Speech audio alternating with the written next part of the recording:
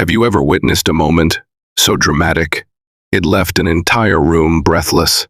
Picture a lavish dining hall in a bustling city, glittering with chandeliers and a crowd of socialites. The atmosphere hums with expectation, yet one decision changes everything in a single, stunning instant. In tonight's story, we follow an impulsive millionaire who publicly fires a humble waitress, unaware of the extraordinary gift concealed beneath her unassuming exterior. A single note of her voice will rupture his arrogance and rewrite both their destinies. Get ready for high-stakes drama, shocking revelations, and a powerful tale of redemption that proves the human spirit can triumph over even the harshest judgment. Maggie stared at the row of wine glasses lined up on the gleaming countertop, each one waiting to be served to patrons who barely acknowledged her presence. She had worked at the Silver Nimbus, a 4-star, upscale restaurant in the heart of Manhattan, for just over a year. In that time, she had cleared countless tables and memorized more special requests than she cared to count. No salt, no dairy, gluten-free, or olive oil instead of butter. Each shift, her feet ached, her back throbbed, and her smile felt plastered into place. Yet she pressed on because in the darkest corners of her heart, Maggie held on to a glimmer of hope that all of this might lead her somewhere brighter. A fresh wave of anxiety washed over her as she recalled the conversation she'd had with her mother the evening before. Her mother's failing health weighed heavily on Maggie's shoulders. Each day it seemed like another doctor's visit or another prescription she couldn't afford. Still, her mother had encouraged her to chase her dreams, to see every challenge as a stepping stone. If only Maggie knew how to turn her real dream singing into something more than a secret she practiced in the shower. The door of the restaurant flung open, and in walked Bradley Harrington, a millionaire entrepreneur whose name graced business magazines. He made headlines whenever he partnered with big investors like Mark Cuban, or whenever he launched a new tech venture. Tonight, he was hosting a high-stakes dinner for potential collaborators. Maggie could sense the hush that fell over the room as soon as Bradley's entourage swept in. Chefs peeked out from the kitchen. Other diners paused mid-conversation to catch a glimpse.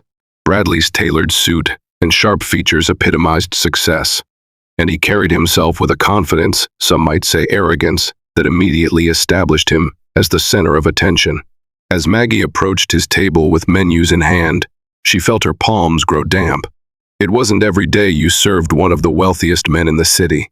Bradley's assistant, an elegant woman named Tanya, was seated at his right, busily tapping away on a tablet to keep track of the meeting. Across from him sat two potential investors, both wearing expressions that signaled they were hoping to be dazzled by Bradley's latest pitch. For the first few minutes, all was calm. Maggie took their drink orders, an expensive vintage Bordeaux for Bradley, mineral water for Tanya, and cocktails for the guests. She delivered them without incident, even managing a steady hand as she poured the wine. She was proud of the professional demeanor she had honed over months of tense interactions with high-profile customers. Yet tonight, fate had something else in mind. When she returned to take dinner orders, the tension at the table had risen. Bradley was in the middle of explaining how his new real estate venture was destined to revolutionize the upper echelons of the market. His voice carried through the dining area, capturing the attention of curious onlookers. He had just finished painting an image of opulent skyscrapers, with built-in private jets, an outlandish idea that somehow sounded feasible when delivered in Bradley Harrington's polished baritone. "Are you ready to order?" Maggie asked with a smile. Bradley barely looked up. Ribeye, medium rare, roasted vegetables on the side. His two guests each ordered elaborate dishes involving lobster tails and truffle butter. Tanya requested a simple seared salmon, no sauce, with a side of steamed vegetables. Maggie scribbled everything down neatly, repeating back each item to ensure accuracy. She thanked them and turned to leave. As she stepped away, however, her foot slipped on a slick patch of water. A fellow server had just dripped. The next moment played out in slow motion. Maggie lost her balance, her right hand still holding the notepad flailing in the air. Her left hand gripped the table in a desperate bid to remain upright, but the tablecloth gave way, and in a horrifying chain reaction, she sent one of the cocktails and, most disastrously, the precious glass of Bordeaux, flying directly into Bradley's lap. For a second, the entire restaurant froze. The bright red stain spread across the expensive fabric of Bradley's suit pants, and an audible gasp escaped from those nearby. Maggie's heart pounded so loudly she feared it might burst out of her chest. She rushed to grab napkins, sputtering apologies. "I'm so sorry, sir," she gasped, tears stinging the corners of her eyes. I slipped." Bradley's face hardened, his jaw clenching as he stood. The half-finished glass of wine had shattered on the marble floor, leaving shards that glistened like dangerous jewels. Dina, the restaurant's manager, rushed over, frantic to defuse the situation. "Mr. Harrington, we will have your suit cleaned immediately," Dina said, pulling out her phone to summon a cleaning service. "And your meal will be on the house. Please allow us to." But Bradley raised a hand. His eyes locked on Maggie, who was trembling with embarrassment and fear. The hush that fell over the restaurant intensified. It felt like even the air was suspended in dread, waiting for his response. "Is this how you run your establishment? Hiring clumsy, incompetent staff?" Bradley's voice was dangerously calm, sending a chill down Maggie's spine. Maggie opened her mouth to apologize again, but Bradley continued, "I host a critical meeting, and I'm drenched in wine because of a careless waitress. This is unacceptable." Dina tried to intervene. "It was an accident, Mr. Harrington. Maggie is one of our best servers. Please let us fix this." "Best servers? That's hard to believe." Bradley turned to Maggie, who could barely lift her eyes to meet his glare. "As far as I'm concerned, you're fired. Right here, right now." Gasps erupted across the restaurant. A group of other servers watched from the sidelines, horrified. Several customers craned their necks, while others pretended not to notice, uncomfortable with the abrupt cruelty. Maggie stood there, paralyzed, tears threatening to betray her composure. No job meant no income. No income meant no way to pay the medical bills, piling up for her mother. This single twist of fate threatened to unravel everything. Dina's face paled. She glanced between Maggie and Bradley, her loyalty to her staff warring with the practicality of appeasing a wealthy client whose patronage could make or break a restaurant's reputation. The frustration and guilt, etched into Dina's eyes, told Maggie that she was about to lose her only lifeline. "Sir," Maggie choked out, forcing herself to meet his gaze. "I truly didn't mean." "I don't want to hear excuses," Bradley growled. He glared at Dina. "If you won't do it, I'll ensure she's gone by tomorrow. My lawyers can handle the rest." With that, the conversation was over. Bradley strode away to the restroom, leaving his horrified companions in his wake. The hush lingered. Some diners whispered among themselves, while others looked down, uncertain how to react to such a public humiliation. Dina placed a gentle hand on Maggie's arm. She sighed, her voice trembling with sympathy and resignation. "I'm so sorry, Maggie," she whispered, guiding her away from the dining area. "We'll talk in the back." Maggie nodded numbly. Tears blurred her vision as she was ushered behind the scenes, out of the public eye. Her dream of saving enough money to cover her mother's treatments was vanishing in the blink of an eye. If she was truly fired, where would she go? 3 days passed, each more agonizing than the last. Maggie's termination was indeed final. The restaurant's management felt powerless against a man of Bradley Harrington's influence. Dina had tried to offer references to help Maggie find work elsewhere, but the heartbreak of losing her stable income gnawed at her. She spent her days at her mother's apartment, sitting by the bed, sorting out medical bills, and wondering how she'd make ends meet. Late in the evenings, Maggie would retreat to the dingy rooftop of the apartment complex. There, under the faint glow of streetlights and the looming silhouette of Manhattan's skyline, she would sing softly old jazz ballads, gospel hymns her mother had taught her, and pop tunes she'd grown to love.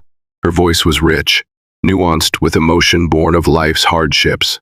That voice was her only solace, the one thing that made her feel alive amid a storm of despair. On the fourth day, she ventured to the Silver Nimbus to pick up her final paycheck. Her heart pounded as she walked through the doors where she'd once greeted guests with a polite smile. The hush and shimmering elegance now felt menacing, each corner a reminder of her mortifying ordeal. Dina met her near the entrance, her expression a careful blend of concern and pity. "I really am sorry," Dina said. "You didn't deserve that scene." Maggie nodded and forced a tight smile. She accepted the paycheck quietly. It was enough to cover next month's rent, but not much more. As she turned to leave, Dina hesitated. "Maggie, before you go, can I ask you something?"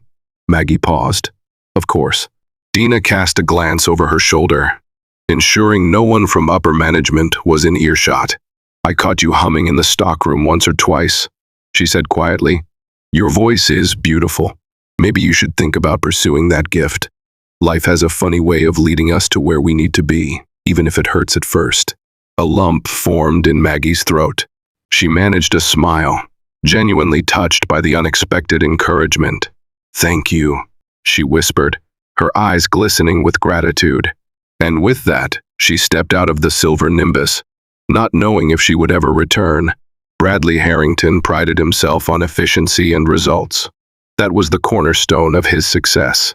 But in the days following his explosive outburst, something gnawed at him, a subtle sense of guilt, or perhaps an aftertaste of regret. Despite his outward bravado, he couldn't shake the image of the devastated young woman he had fired in front of everyone. He had humiliated her, and while he'd often employed ruthless tactics in business, he was unaccustomed to lingering remorse. His mood was sour as he prepared for a gala event, a fundraising function for the East Side Arts Initiative, an organization that supported community theaters, music programs, and emerging artists. He had been invited to speak and make a sizable donation as a way to polish his philanthropic image. Though he told himself it was just a strategic networking opportunity, deep down he admired artists and their ability to touch hearts in ways corporate ventures never could. That night, the ballroom was a swirl of champagne glasses, polished floors, and elegantly dressed attendees.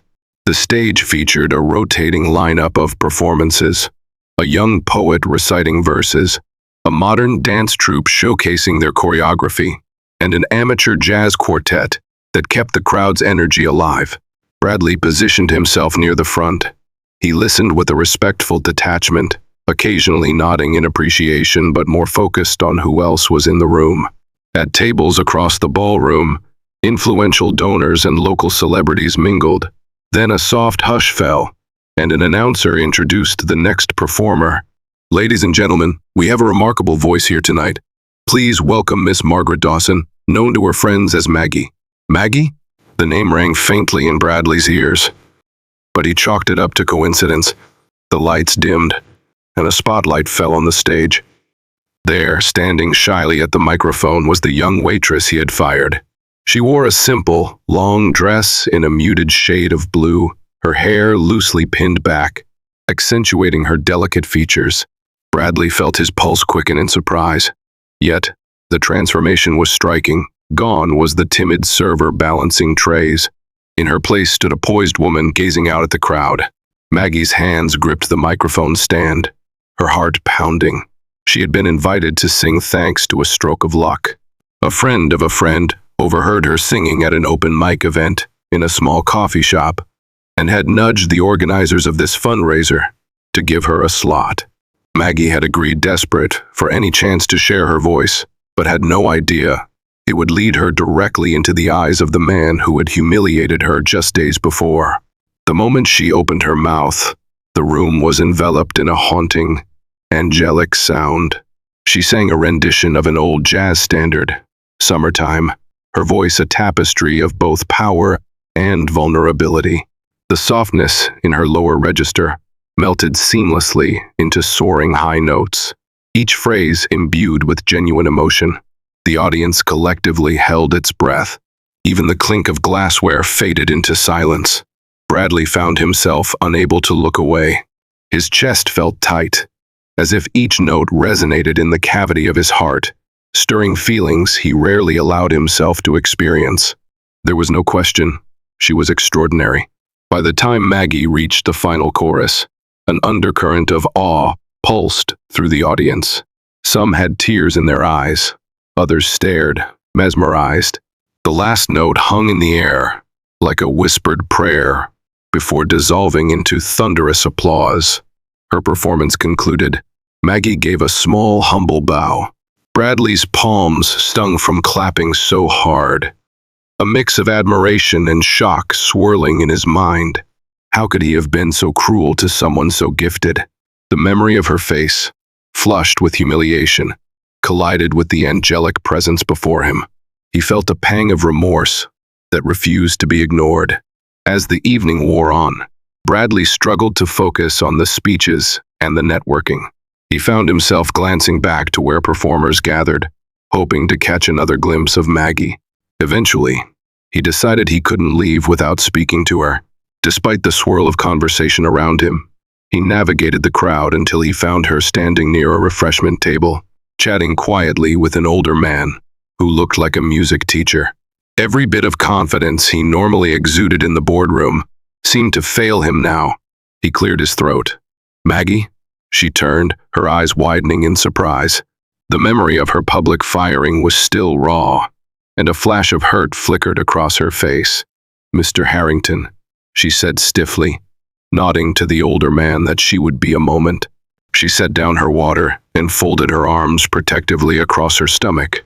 Bradley inhaled slowly, realizing with discomfort that his usual bravado would only make this worse. "Your performance was remarkable, truly. I didn't know you sang." Maggie forced a polite smile, though her posture was tense. "Why would you? I was just a waitress." His face reddened at the jab, but he recognized he had earned it. "I wanted to say, I'm sorry," he managed. The words sounded stilted on his tongue, but he pressed on. "I was under a lot of pressure that night, though. That's no excuse for what I did. My behavior was unforgivable." Maggie glanced around, noticing a few onlookers curious about their exchange. She resisted the urge to lash out publicly, reminding herself she had vowed never to sink to that level of humiliation. "I accept your apology," she said, her voice calm but reserved. "But I lost my job. Not just a paycheck, but my mother's lifeline. It wasn't just some random, part-time gig for me." Bradley's gaze dropped, guilt tightening his chest. He recalled reading an article once about the burden of medical bills. "I see. IHAD, no idea. Because you never bothered to ask," Maggie replied quietly. A flash of emotion crossed her face, and she exhaled. "But look, I don't have time to hold grudges.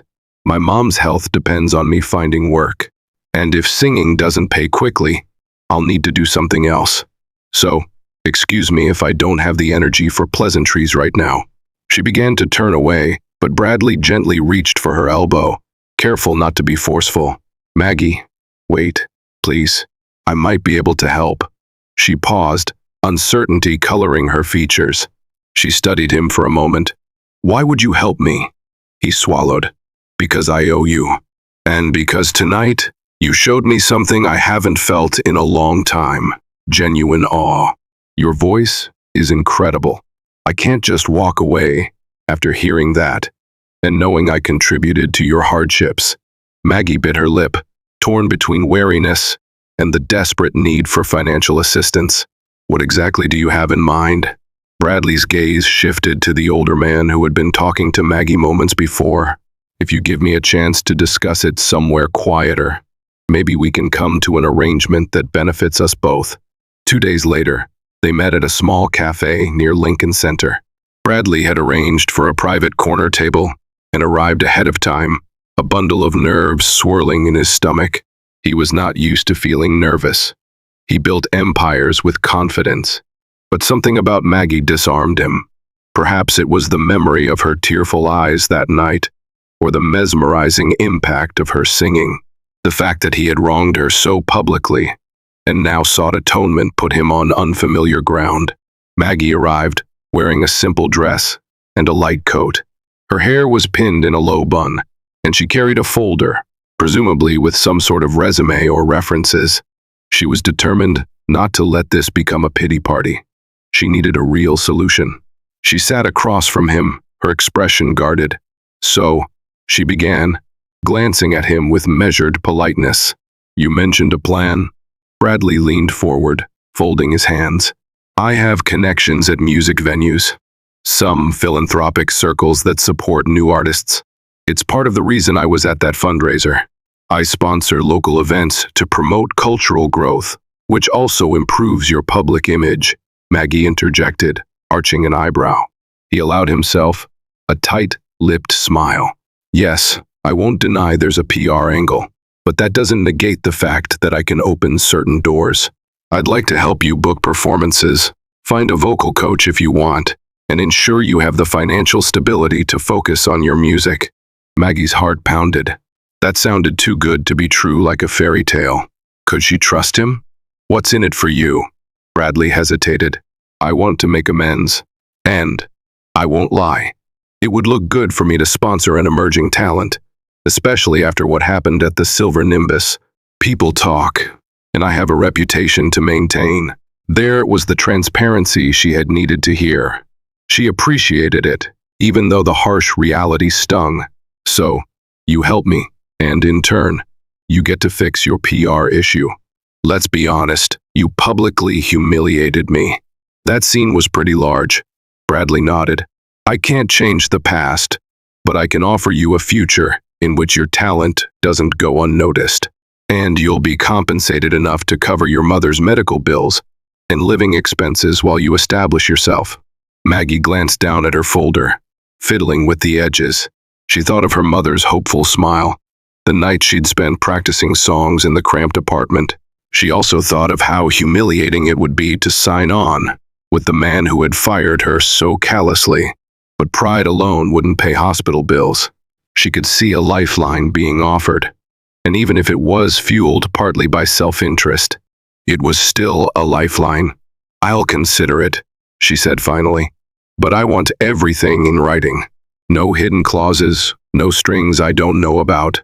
And if, at any point, I feel I'm being exploited or humiliated again, I'm done." Bradley looked relieved. "Understood. I'll have my legal team draft a straightforward contract." Maggie sighed. "I'll have someone look it over too." With that, an odd partnership was formed. Maggie left the cafe feeling both anxious and tentatively hopeful.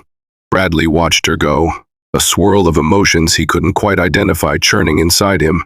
In the weeks that followed, Maggie found herself rehearsing in studio spaces she never dreamed she'd enter. Bradley introduced her to a well-respected vocal coach, Emmanuel Bianchi, who had trained Broadway performers. Emmanuel quickly discovered that Maggie's raw talent was a rare gem, only needing refinement. Meanwhile, Bradley arranged for small but significant performance opportunities, a reception at a charity gala, a spot in an exclusive open mic for industry insiders, and even a cameo singing the national anthem at a local sports event. Public curiosity about Maggie's background grew when word spread that Bradley Harrington, the high-powered millionaire, was personally endorsing her. A few tabloids picked up the story, hinting at a possible romance, or spinning theories that she was a secret heiress. Neither rumor was true, of course, but they served to stoke intrigue, drawing bigger audiences to Maggie's performances. Yet behind the glitz of these new experiences, Maggie grappled with doubt. Late at night, she'd lie awake and recall the day she was fired. She wondered if Bradley was truly repentant, or if she was just a pawn in a chess game meant to bolster his image. Their interactions remained polite but formal. Bradley would check in on her progress, occasionally pop into rehearsals, or arrange for them to meet potential sponsors. He remained respectful, yet distant. Despite her skepticism, Maggie focused on honing her craft. Emmanuel pushed her to explore new genres, classical arias, musical theater pieces, and even soulful R&B numbers. With each performance, her confidence grew. She received standing ovations, glowing reviews from local critics, and even a hint of interest from a small record label. The excitement was like a dream unfolding in real time. During one important performance, a fundraiser for children's music programs, Maggie caught sight of her mother in the front row. Thanks to Bradley's patronage, they could afford better medical care. Her mother's face shone with pride. For the first time in months, Maggie sang free from the weight of desperation. She soared through a deeply emotional rendition of Somewhere Over the Rainbow, hitting each note with precision and soul. By the end, tears gleamed in the eyes of many audience members. When she stepped off stage, applause still thundering in her ears, Bradley approached. For a moment, she saw something unfamiliar in his gaze, pure admiration, tinged with the slightest hint of awe. "You were phenomenal," he said softly. And Maggie, perhaps for the first time since they'd met, genuinely smiled at him. Tensions rise. Not everyone was pleased with Maggie's rapid ascent. Whispers circulated that her success was unearned, that she was merely a project of a wealthy benefactor. Even in philanthropic circles, jealousy reared its head. Some believed the resources she was receiving would be better invested in artists who had been struggling for years. Others disapproved of Bradley's involvement, dismissing him as a corporate shark trying to buy his way into the art scene. Maggie felt the sharp sting of these critiques. She questioned herself constantly, wondering if she truly deserved the spotlight. She clung to Emmanuel's reassurance and the unwavering support of her mother. Still, the rumors and side glances from other performers weighed on her. During a rehearsal break one afternoon, she confided in Bradley. They stood near a grand piano in an empty auditorium, the hush of the cavernous space echoing her uncertainty. "I don't want people thinking I just got lucky because you wrote a check," she said, pacing nervously. "I want them to respect my voice, not your bank account." Bradley nodded, his gaze thoughtful. "I understand, but your talent is undeniable. People talk, especially when something or someone threatens the status quo. You can't let that stop you." Maggie sighed. "Easy to say. It's harder to feel worthy when rumors swirl like that." Bradley hesitated before speaking again. "Maybe you could hold a free concert at a community center, or host a workshop for young singers. Show everyone you're more than just a project. Let them see your passion for music and your willingness to help others." Maggie's eyes lit up at the idea. She had once dreamed of mentoring aspiring singers, especially those who couldn't afford lessons. The suggestion felt right. It aligned with her values, and would also help quell some of the criticism. "You'd help me set it up?" He smiled. "Of course. Let's do it." A month later, Maggie found herself standing on a makeshift stage in a refurbished community center in Queens. The auditorium wasn't fancy, no sparkling chandeliers or VIP-only seating, but it was brimming with local families, aspiring singers, and supporters who had heard about Maggie's free concert and vocal workshop. Emmanuel had volunteered to help, and Bradley had covered expenses for sound equipment, flyers, and refreshments. Maggie kicked off the event with a short recital, performing a range of songs that showcased the evolution of her vocal journey. The audience was rapt, many seeing a professional caliber performance for the first time in their own neighborhood. Afterward, she invited several young singers on stage, offering tips, encouraging them to believe in their own voices. The air crackled with excitement and inspiration. Bradley watched from the sidelines, a strange emotion tugging at him. In Maggie, he saw a reflection of the type of grit and determination he once revered. Yet her path was paved with kindness and humility, qualities he'd often sidelined in pursuit of success. In that moment, he felt an unfamiliar swell of admiration that transcended professional respect. During a lull, Maggie found him in a corner, helping direct volunteers to set up more chairs. She walked up and smiled, her face glowing from the rush of performing. "Thank you," she said simply, "for making all this possible." He paused, meeting her gaze with a softening expression. "You did all the hard work. I just wrote a check." She shook her head. "You opened doors I couldn't, and you apologized for what you did. Most people wouldn't do that." Bradley swallowed, the weight of his regret suddenly heavy again. "Maggie, I truly am sorry. I can't erase what happened, but I'll spend as long as it takes trying to make it right." Her eyes glistened, and she nodded. There were no more words needed. Success continued to blossom. Maggie was booked for a series of performances in elegant venues, culminating in an invitation to sing at a prestigious holiday gala featuring top-tier performers. Attendees would include prominent philanthropists and celebrities. It was the kind of event that could catapult her into genuine stardom. On the night of the gala, Maggie arrived in a gown loaned to her by a famous designer who had been captivated by her story. She took a moment to absorb her surroundings: shimmering lights, crystal table settings, and an audience of influential figures. Her heart pounded not from fear, but from exhilaration. She had come a long way from balancing trays in the silver nimbus. Backstage, she took a moment to reflect, then she made her way out to the stage. Silence descended as the lights narrowed on her. In that hushed space, she began her piece, a powerful ballad that soared with every note. She had chosen it to tell a story of heartbreak, resilience, and redemption, weaving in all the raw emotion she had experienced. The audience sat spellbound. By the final refrain, many were in tears. When she finished, the applause was thunderous. Bradley, seated in the front row, stood, giving her a standing ovation that spread through the room like wildfire. Cameras flashed, capturing a moment that would be talked about for weeks to come. Maggie dipped her head in a gracious bow, tears of joy glimmering in her eyes. But as soon as she stepped off stage, she saw Dina, the manager of the Silver Nimbus, waiting in the wings.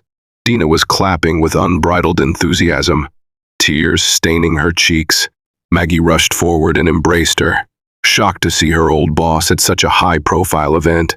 "I was invited through one of our VIP patrons," Dina explained, stepping back and smiling widely. "I had to see you perform. I'm so proud of you, Maggie. And we have a proposition." Maggie furrowed her brow in confusion. "Proposition?" Dina's eyes sparkled. "Under new ownership, we're reopening the Silver Nimbus with a fresh start. We want a performer in residence, someone to sing a few nights a week, maybe even help with special events. The pay is excellent, and you'd have creative freedom." Maggie blinked in astonishment. The same restaurant that once saw her fired was now asking her to come back, this time on her own terms. The irony wasn't lost on her. She felt a gentle hand on her shoulder and turned to see Bradley, who had come backstage. "This is everything you deserve," he said softly, his eyes filled with pride. Dina nodded. "We know about your new opportunities, so we'd work around your schedule.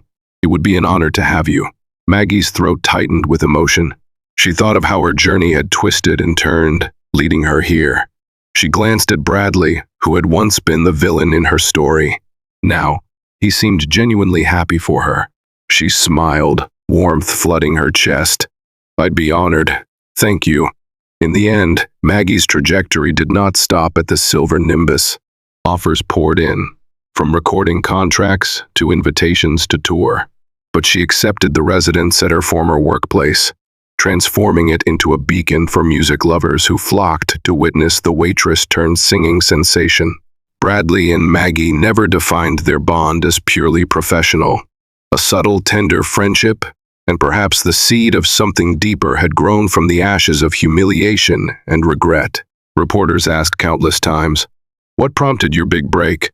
And Maggie often replied, with a faint, thoughtful smile, "I owe part of it to a terrible moment that led me to discover the true power of my voice." Over time, Bradley Harrington's circle also noted changes in the usually hard-edged tycoon.